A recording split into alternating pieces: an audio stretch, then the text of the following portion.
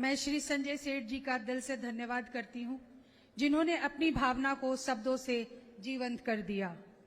आपके विचार हम सभी के लिए प्रेरणादायक एवं मार्गदर्शक हैं। अब वह क्षण आ गया है जिसका हम सभी को बेसब्री से इंतजार था।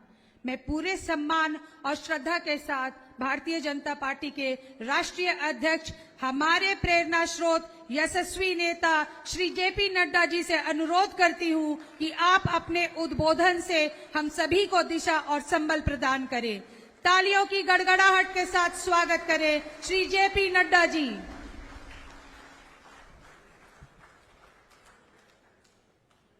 आज के कारगिल दिवस, विजय दिवस के अवसर पर मंच पर उपस्थित हमारे भारत सरकार में रक्षा राज्य मंत्री सम्मानीय संजय सेठ जी, हमारे संसदीय बोर्ड की सदस्या, पार्लियामेंट्री बोर्ड की सदस्या डॉक्टर सुधा यादव जी, हमारे कर्नल वीएन थापर जी, जो हमारे अमर शहीद कैप्टन विजयन थापर जी के पिता हैं, लेफ्टिनेंट जनरल वी के Chaturvedi ji, lieutenant general we के खंडारे जी, लेफ्टिनेंट जनरल नितिन कोहली जी, सम्मानित मंच और यहाँ उपस्थित हमारे भारतीय जनता पार्टी के वरिष्ठ पदाधिकारी, राष्ट्रीय पदाधिकारी, हमारे आर्मी के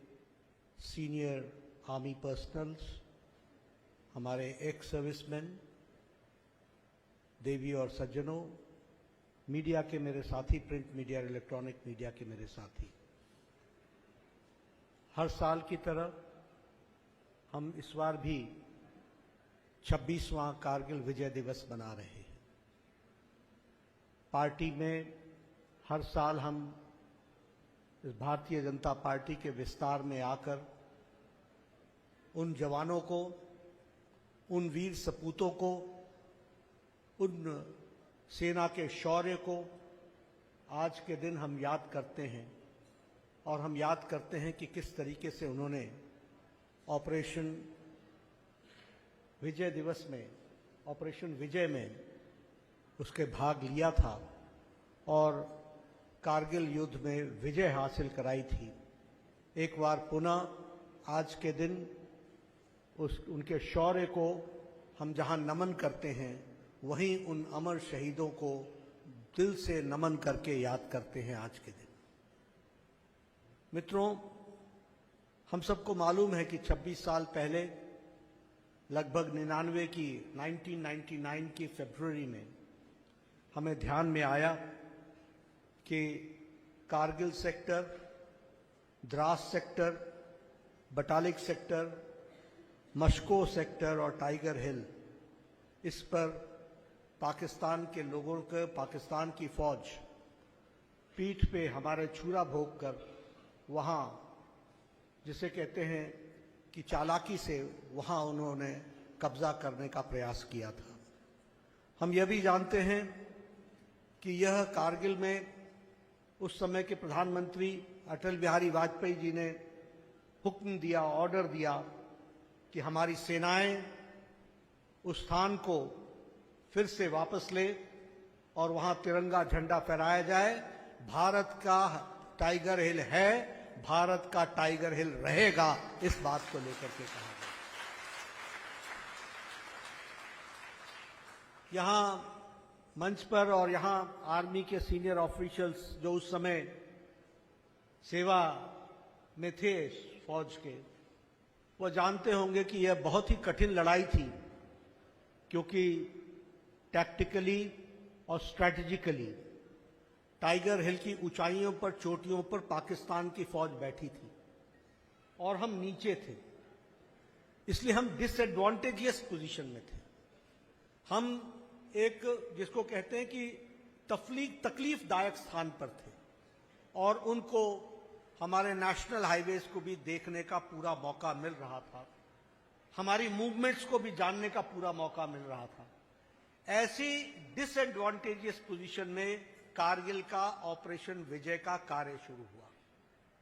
हम सब ये भी जानते हैं कि हाई ऑल्टीट्यूड 15,000 फीट की हाइट से ऊपर और हाई ऑल्टीट्यूड के साथ साथ बर्फीली हवाएं, तेज बारिश, लेकिन सबके बावजूद हमारे रणबांकाओं ने यह लड़ाई लड़ी और इस लड़ाई में 86 दिन की लड़ाई के बाद, 81 दिन की लड़ाई के बाद हम इसमें विजय हासिल कर पाए और आज 26 जुलाई को हमें ऑपरेशन विजय देखने को मिलता है। इसी ऑपरेशन में हमने एयरफोर्स की तरफ से ऑपरेशन सफेद सागर, जिसमें हेलीकॉप्टर्स ने और हमारे मिग्स ने और सुकोई ने बहुत योगदान किया।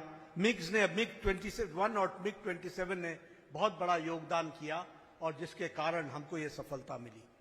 सबसे बड़ी बात ये थी कि हमारे जवान स्टीप चढ़ाई को लगभग 1000 फीट तक सीधे ऊपर जाना, और वह भी बैरन लैंड जिसमें सब कुछ दिखता था, कोई छुपने की जगह नहीं थी, ऐसी जगह से जाकर उन्होंने टाइगर हिल पर कब्जा किया और वहां 5 दिन तक लड़ाई लड़ करके उसको, पाकिस्तान के फौज को वहां समाप्त किया।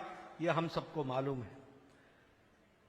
मैं यहां यह भी बताना चाहता हूं, क्योंकि जब हम फौज की बात करते हैं और देश प्रेम के साथ देश के प्रहरी के रूप में देश के बॉर्डर्स की सिक्योरिटी की बात करते हैं, तो हमको इस बात की भी चर्चा करनी चाहिए कि नीति निर्धारकों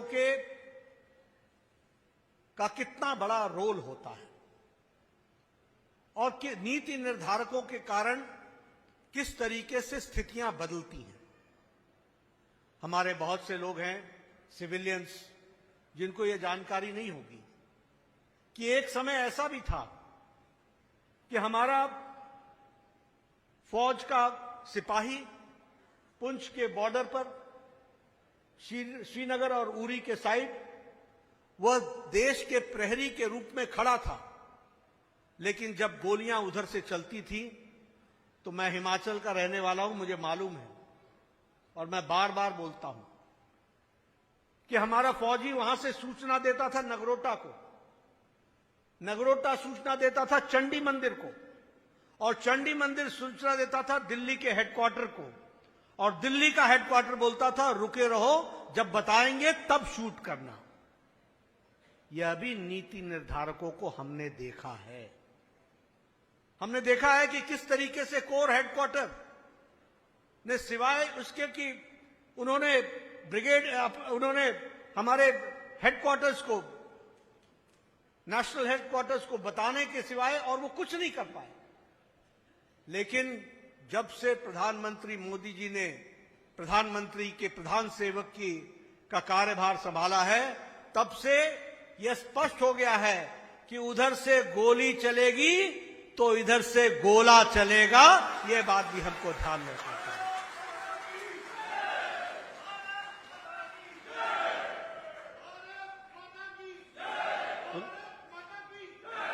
रुकना नहीं है, गोलियां बरसाते रहना है जब तक कि उधर से गोली चलना बंद ना हो जाए। ये आज भारत का न्यू नॉर्मल हो गया है। ये है नया नॉर्मल, जिसको हमको समझना होगा।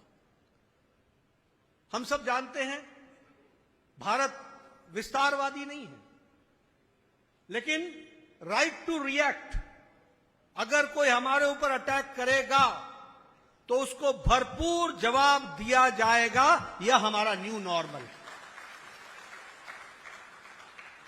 इसलिए राइट टू रिस्पॉन्ड का भारत ने हमेशा उपयोग किया है। और हम सब जानते हैं उरी की घटना, हमारे कोर हेडक्वार्टर्स पर 18 जवान जैश ए मोहम्मद के आतंकवादियों ने, वो शहीद हो गए, हमारे 18 जवान। आप देखिए आज बदलता भारत कैसा है। उस समय प्रधानमंत्री जी ने वक्तव्य दिया, सार्वजनिक रूप से वक्तव्य दिया कि पाकिस्तान, तुमने बहुत बड़ी गलती कर दी है, इसका खमियाजा तुमको भुगतना पड़ेगा। दिन तक किसी भी प्रधानमंत्री ने इस तरीके से स्टेटमेंट नहीं दिया था। आज दिन तक हम वो अपने 26/11 के बाद डोजियर लेकर नहीं गए थे। एक समय में हम डोजियर चाय पी करके और हम अपने एम्बेसी में डोजियर थमाया करते थे। वो जमाना चला गया और हम सबको मालूम है कि कुछ दिन बाद सर्जिकल स्ट्राइक हुई और हमने पाक ऑक्युपाइड कश्मीर में सारे लॉन्चिंग पैड्स जो थे इनको उसको ध्वस्त कर दिया। यह भी हम सबको मालूम है। उसी तरीके से अगर हम बात करें कि पुलवामा में अगर हमारे सीआरपीएफ के 40 जवान एक जैश ए मोहम्मद के सुसाइड बॉम्बर ने एक गाड़ी में एक्सप्लोसिव्स को लोड करके टक्कर मारी जिससे हमारे 40 जवान शहीद हो गए। उसके बाद भी प्रधानमंत्री जी ने क्या कहा था? बहुत जल्द तुमको इसका जवाब मिलेगा। और हमको मालूम है कि बालाकोट का स्ट्राइक हुआ, एयर स्ट्राइक हुआ, यह भी हम सबको मालूम है। अभी जो पहलगाम में हुआ 22 अप्रैल को, प्रधानमंत्री जी ने समस्तीपुर से, शायद समस्तीपुर था, मधुबनी से उन्होंने दुनिया को ऐलान करके बताया था कि जिस तरीके की घटना घटी है पाकिस्तान को इसका खमियाजा भुगतना पड़ेगा। और साथ में कहा था कि कल्पना से बाहर तुमको जवाब मिलेगा जो तुमने कल्पना तक भी नहीं की है। और हमको यह भी मालूम है कि उस पहलगाम अटैक के बाद जब यह ऑपरेशन सिंदूर हुआ तो प्रधानमंत्री जी के नेतृत्व में बावलपुर, मुरीद के नरोवाल और सियालकोट, ये पाकिस्तान के अंदर, याद कीजिए प्रधानमंत्री ने कहा था घर में घुस कर मारेंगे। ये घर में घुस कर मारा गया और बावलपुर, मुरीद के नरोवाल, सियालकोट और पाक ऑक्युपाइड कश्मीर में बरनाला, कोटली और मुजफ्फराबाद में एयर स्ट्राइक करके वहां मिसाइल्स, और वह भी देखिए किस प्रिसीशन के साथ। हमने सिविलियंस को कोई तकलीफ नहीं पहुंचाई, लेकिन जैश ए मोहम्मद का हेडक्वार्टर्स और उसके साथ साथ हमारे लश्कर ए तौयबा का हेडक्वार्टर्स, इसको ध्वस्त कर दिया और वहां पर हम लोगों ने अटैक करके ये बताया। इसलिए ये बदलता भारत है, ये न्यू नॉर्मल हो गया है, यह भी हमको ध्यान में रखना चाहिए। और आप देखिए कि किस तरीके से पाकिस्तान ने अपने आप को बचाने के लिए सिविलियन एयरक्राफ्ट वो चलाते रहे और हमारे तरफ वो अटैक करने की कोशिश करते रहे, लेकिन उनके मिसाइल्स को हमारे एयर सिस्टम ने नाकामयाब कर दिया और भारत पर कोई भी किसी तरीके का अटैक नहीं हुआ। लेकिन भारत ने जो अटैक किया 9 और 10 मई को, और उसमें भारत ने 3 घंटों के अंदर नूर खां, रफीकी, मुरीद के सुकूर, सियालकोट, पसरूर, चुनिया, सरगोदा और बुलारी में और जकोबाबाद में 11 सैन्य ठिकानों को ध्वस्त करने का काम किया। यह भी हमको ध्यान में रखना चाहिए। ये भारत का नया नॉर्मल हो चुका है, जिसको हमको हमें समझ लेना चाहिए। प्रधानमंत्री जी ने राष्ट्र को संबोधित करते हुए भी साफ कहा कि अब न्यू नॉर्मल क्या है कि अगर कोई हमें छेड़ेगा तो हम छोड़ेंगे नहीं। दूसरी बात प्रधानमंत्री जी ने कहा, हम अपने तरीके से और अपने ढंग से जवाब देंगे। और उन्होंने साथ में यह भी कहा कि एटॉम बम की धमकियां देना बंद करो, ये गीदड़ भपकियां बंद करो। और सबसे बड़ी बात प्रधानमंत्री ने कही कि ऑपरेशन सिंदूर समाप्त नहीं हुआ है, स्थगित हुआ है, ये कंटिन्यूटी में चलेगा। और साथ में यह भी कहा स्पष्ट शब्दों में कि जो आतंकी घटना करेगा और जो आतंकी घटना का साथ देगा उसको बराबर माना जाएगा और उसको उसी तरीके से उसका जवाब दिया जाएगा। इसलिए मित्रों, नीति निर्धारकों का सही चयन से किस तरीके से देश में फर्क आता है वह भी हमको समझ लेना चाहिए। हमें याद है, मैं सिर्फ आपके ध्यान में लाना चाहता हूं, यूपीए के जमाने में एक डिफेंस मिनिस्टर से पूछा गया कि बॉर्डर की रोड्स क्यों नहीं बनती हैं, तो डिफेंस मिनिस्टर ने जवाब दिया, हम इसलिए नहीं बनाते कि वो हमारे अंदर घुसने में उनको सुविधा ना हो। आप समझिए कि किस तरीके का जवाब था। लेकिन मोदी जी के नेतृत्व में 10 साल के अंदर 8000 किलोमीटर बॉर्डर रोड्स बन करके ऑल वेदर रोड तैयार हो गई है, 8000 किलोमीटर। ये भी हमको ध्यान में रखना चाहिए। डबल लेन की 400 ब्रिजेस तैयार हो चुके हैं।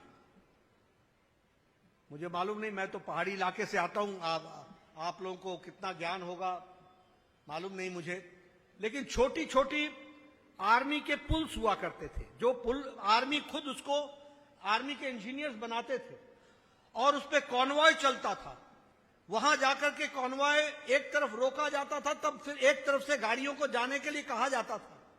घंटों रुकना पड़ता था, तब जाकर के एक तरफ की गाड़ियां निकलती थी, तब दूसरे तरफ के कॉन्वॉय को इजाजत दी जाती थी जाने की।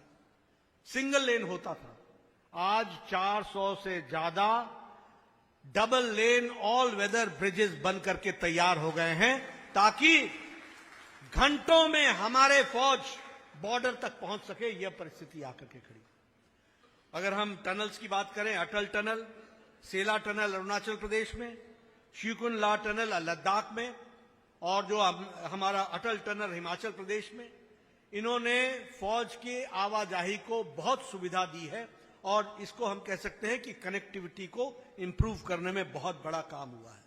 अभी संजय सेठ जी बता रहे थे, हमारा डिफेंस प्रोडक्शन में आज इंक्रीज है, हमारे डिफेंस के एक्सपोर्ट्स में इंक्रीज है, और हम लगभग कैपिटल एक्सपेंडिचर जो हम खर्च कर रहे हैं इक्विपमेंट्स पर, उसका 75% अब इंडियन इंडिजिनस प्रोडक्शन पर खर्च हो रहा है। यह भी हमको समझना चाहिए। यानी हम आत्मनिर्भरता की ओर किस तरीके से आगे बढ़ रहे हैं, यह भी हमारे को ध्यान में है। एक समय हमारा ये आ गया था कि हम मिक्स को बोलते थे कि ऑब्सोलीट हो रही है, और हमारे पास मिक्स के सिवाय कोई और एयरक्राफ्ट नहीं था। आज राफेल है, आज हमारे यहाँ फाइटर एयरक्राफ्ट्स हैं, और इसके साथ साथ हमारे हेलीकॉप्टर कॉम्बेटेंट्स हैं, जो कॉम्बैट्स हैं। तो इस तरीके से अगर मैं कहूं तो 36 राफेल फाइटर्स का बेड़ा है हमारे पास, 28 अपैचे अटैक हेलीकॉप्टर्स हैं, उसी तरीके से चिनूक चॉपर्स हैं, सरफेस टू एयर स्पेस में मिसाइल्स, एयर स्पेस की मिसाइल्स हैं। तो आज हम जिसको कहते हैं कि आत्मनिर्भर होकर के तैयार हैं।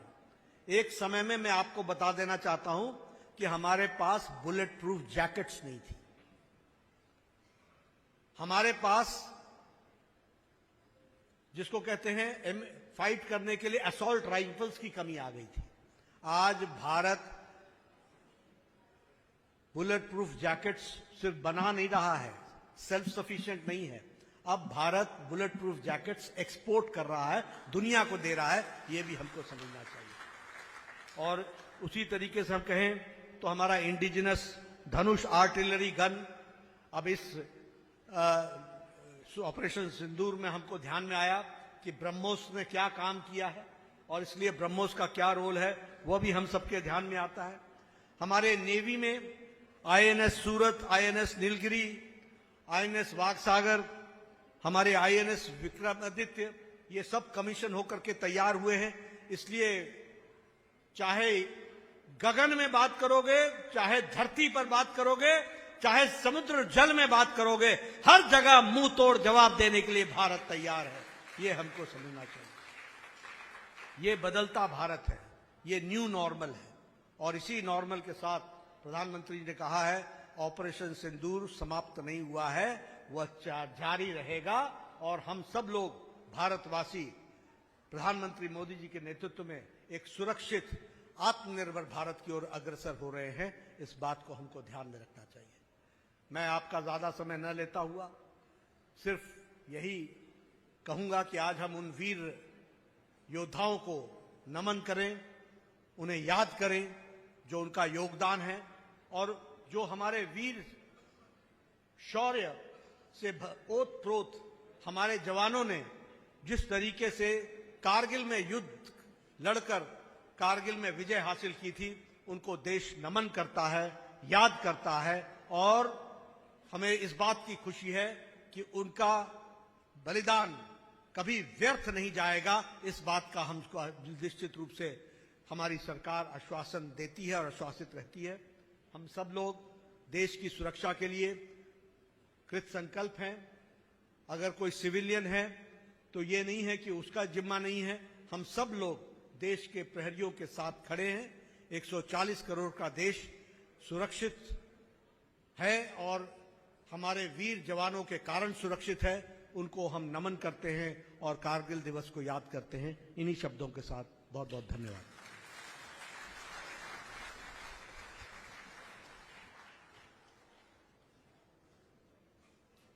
धन्यवाद अध्यक्ष जी।